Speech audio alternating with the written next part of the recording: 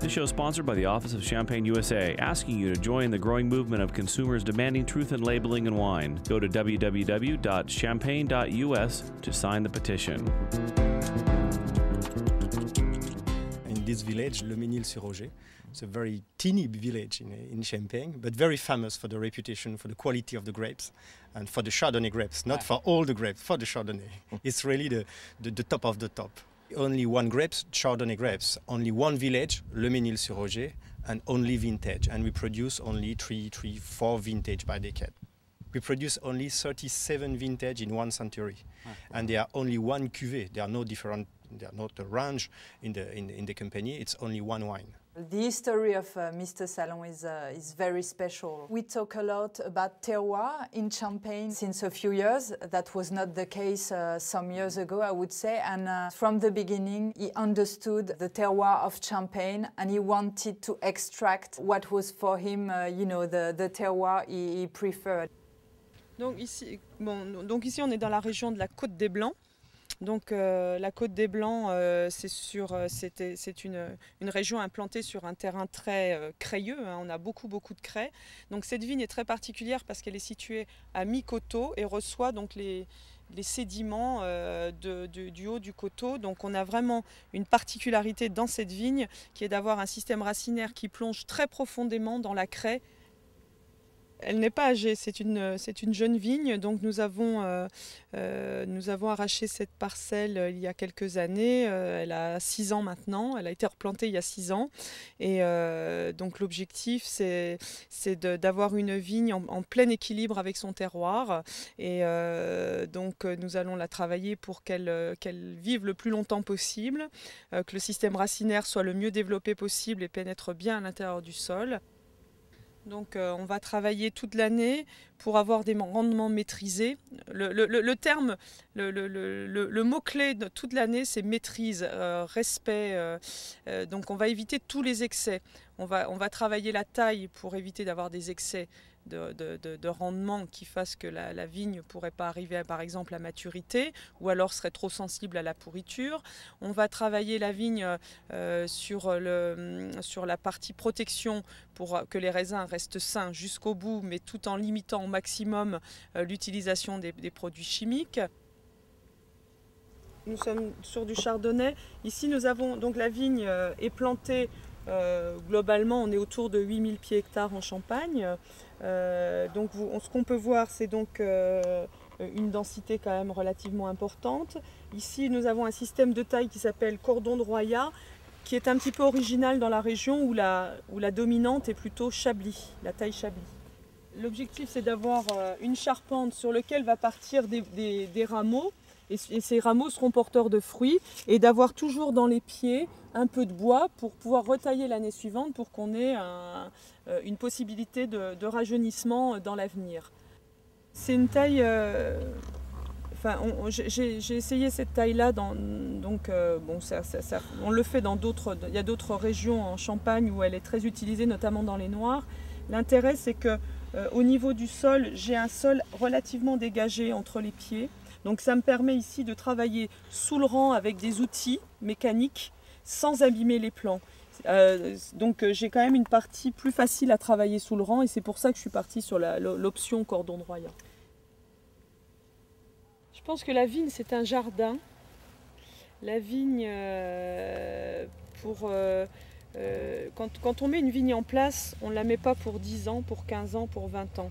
On la met en place pour 40 ans, voire 50 ans, voire 60 ans. Donc pour arriver à une vigne âgée, il faut qu'on la respecte et il faut qu'on travaille cette vigne tous les ans avec l'objectif d'en tirer le meilleur parti en qualité. Et je suis très souvent dans les vignes. Pour moi, il est important d'être dans les vignes parce que j'estime qu'on ne peut pas travailler pour un vignoble d'image et de qualité si l'on reste derrière un bureau. Donc je suis quelqu'un de très présente sur le terrain. The terroir of Le Mesnil is known to make very strong wines with a lot of acidity. That's why we need to age the bottles 10 years before releasing, because it really needs time to get maturity. We age the wine minimum 10 years is the minimum. For example, for the vintage 85, we kept the wine 14 years in the cellar before the disgorgement. If we need 6 months or 1 year more, we take this time for a top quality. When the wine is released, is because the wine is perfect. It's perfect to drink. And after the disgorgement, we can keep the wine minimum 5, 10, 20 years. No problem for Salon. With the 96 Salon, it's fantastic to drink this wine now, of course. But if you have the opportunity to keep the wine 20, 30, 50 years, it's perfect. Yes, so here you see the yeast and the sediments that we have in the bottles for the second fermentation. So here the bottles of Salon will age. The caves here were built at the beginning of the last century. You could just see here, well, the cellars were, rebuilt with stones. But so we are really in the chalk that we have in the soil here of Le Mesnil. This is what gives the natural temperature here. This is here, the 1996 that we riddle. And in fact, for Salon, we still make a traditional hand riddling. So we just put the bottles on the pupitre to start the riddling. So here we have to wait at least 1 week before we start making the riddling, because yes, the yeast needs to deposit. Tout le gros léger, là, enfin le gros dépôt, va descendre. Il va rester que les petites traces là.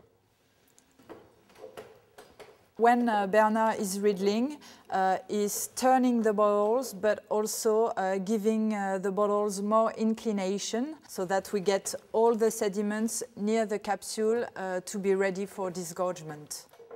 In an 8-hour day, he's able to riddle 50,000 bottles.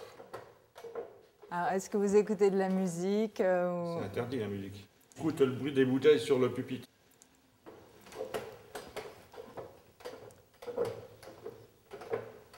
Ça fait déjà plus de 40 ans que je fais ça, alors maintenant j'ai l'habitude. C'est les anciens, j'ai appris avec les anciens ouvriers de la mode Salon. Qu'est-ce qui vous plaît en fait dans le remuage? C'est voir l'évolution du dépôt qui descend dans le col, quoi. Donc je regarde la bulle, je suis la bulle, parce que la bulle fait une chambre de compression. Et une fois qu'elle arrive dans la capsule, éjecte le dépôt. So you may be a bit splashed by champagne. Là, elle est chaude. It takes time to learn how to disgorge. Une fois que la bulle rattrape le dépôt, tout le dépôt redescend dans la bouteille. If the air bubble is coming too fast, then the sediments are going down in the bottle. So yes, it's really not to put it up too early. So it's really to be in the right time to open it so that the sediments don't get down in the bottle.